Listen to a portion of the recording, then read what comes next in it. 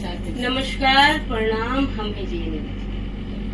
और हमरे संगे बारी ही रिंकू भारती। गड़बड़ रिंकू भारती गड़बड़ कर देनी अच्छा सॉरी रिंकू भारती गोस्वामी ओके गड़बड़ भारती न्यूज चैनल से ये ओके तो चैनल इनकर है लेकिन ब्लॉग हम बनाओ काहे कि ई सबसे सवाल करेली और आज हमरा के मौका मिलल बा एकरा से सवाल पूछ ता रिंकू जी रोज के दिनचर्या का बा आए रोज के दिनचर्या का बा दिनचर्या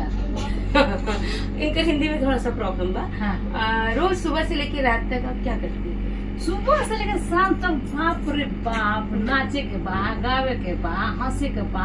लोग की शिकायत करे के बा, खुशाई करे के बा, प्रेम करे के बा,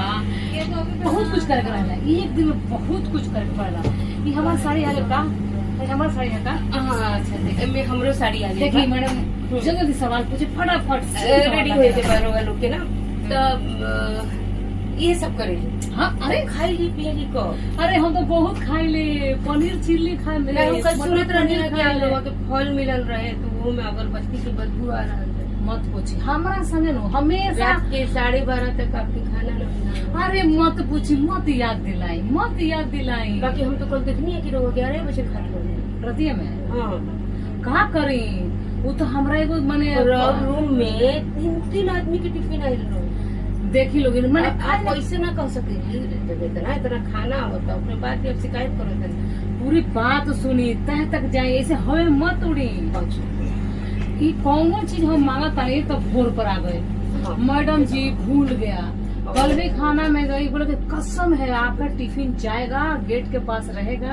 आप रिंकू जी टिफिन खरीदवा दिए हैं जाएगा। लेकिन 11:30 बजे जब हम पहुंचे तनी होटल तो देखा तनी कि भाई टिफिन नहीं है सब लोग के बा रौरो बा दुनिया के बा जहान के बा लेकिन हमार नहीं के। जब फोन कमी तो कहता लोग कि बतावा रूम नंबर फिर से भोर पर आ गए 13 नंबर लोग के याद नहीं अच्छा शूटिंग सुनी ना सुनी हमारे दोसर बात सुनी 3 आदमी के खाए रहे 3 प्लेट कहा कि 3 दिन से खैले न रही तो एक के संग में 3 दिन के खाना भेज दिला रहा बतिया समझे कि रोवा सबसे कितना प्यार करे प्यार ना करे प्यार ना हो प्यार के नाम पे धोखा हो ऐसा नहीं खुशी जी भी आ गई तो खुशी जी कितना नंबर सीन होगी एक बाद 38 का इंटर करते जिसमें चाय लेके जाती चांदी आपके लिए और आप बना करते अरे चाय छोड़ी रो लोकत नहीं के गड़बड़ भरती के इंटरव्यू चलता मैंने तब लोग पेट में दर्द होके लगल कपार पर तीर चल गल बा कि हो ना हमरा के देख के फूला ना ये से हम बोले नहीं है हुआ कि हम रहुआ के दिखाई लोगन की कि इनका कितना दुख बा कितना परेशानी दर्द बहुत बा सब हमारा कजन भी हमरा से जरले सन कजन सबसे जब मतलब कजन बॉयफ्रेंड कजन हस्बैंड अच्छा भूल जले लोग बस मत पूछी एकदम ना करिया भले झावर भले तरह से भीतर सब कोनो के तेरा नाम फुला है काहे का सब कोनो के अच्छा तो ठीक बा रोवा लोग के इतना ही आज बतावत तनी आगे और बताई जा काहे कि अब रेडी होके के बा और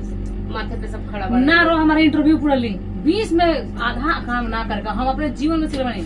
काम करो तो बढ़िया कि उससे दोस्ती करो तो बढ़िया रिश्तेदारी निभाओ तो बढ़िया भाई साहब कैमरामैन तनी दिखाई उधर लोग खड़ा बाड़न सन काम खातिर बोलो सन तो अब इन्हन के भी खड़ा ना देखिए कुल मिला के सड़िए तो ठीक दे करो हमरा एकदम बस खुश रही फिर मिले लोग लोग से ये और दोबारा इनका इंटरव्यू पूरा करो और नाम देखिए लोग ये हम खुश नहीं किए इंटरव्यू से हमार बात हमने के समय के दिक्कत बा दोबारा